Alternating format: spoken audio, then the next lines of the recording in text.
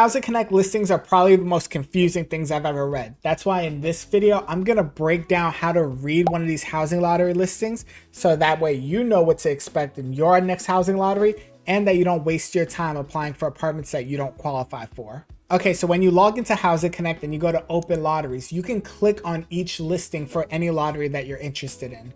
Now, while most people focus on the left side of the listings where the rents are located, you'll want to actually focus on the right side where the income thresholds are. Now, these income charts are organized based on the AMI number, with the lowest ones being on top and the highest ones on the bottom.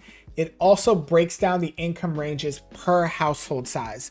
So if you see a studio apartment, there's going to be a different income range for a one-person household versus a two, and it goes so on and so forth with each household size.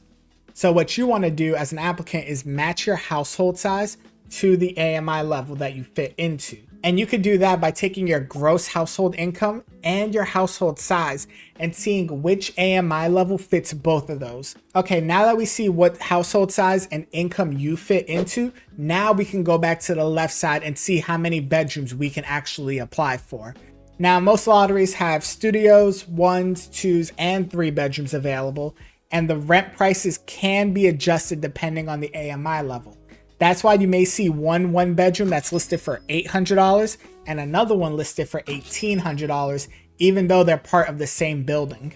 Do yourself a favor, do not solely focus on the lowest rent price listed. Chances are that one is going to be taken before you had a chance to have your name called, unless of course you fit into a set aside or you have a really low log number. Take a look at the entire listing and get an idea of how much rent you could be paying both on the low end and the high end. Once we have your household size, income range, and bedroom size figured out, let's scroll to the top of the listing and look at the list of preferences and set-asides for this lottery. This is very important because the number of set-asides and preferences a lottery has can play a crucial role to how long it takes for your name to get pulled in the lottery.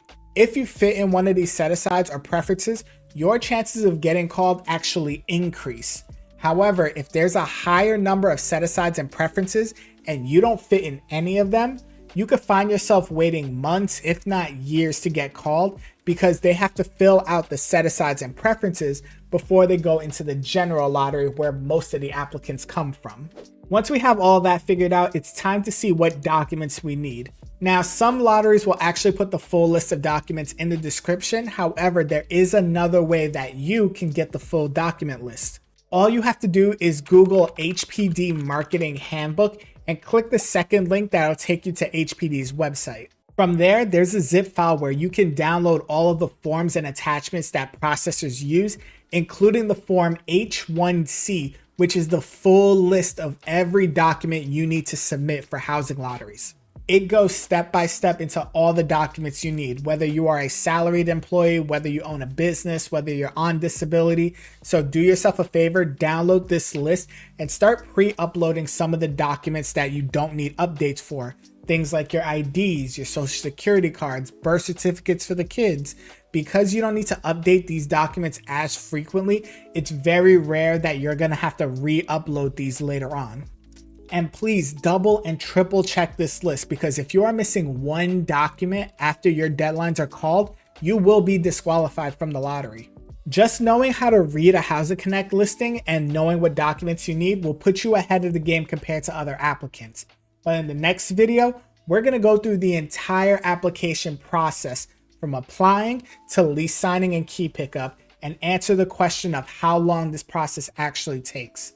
I will see you there.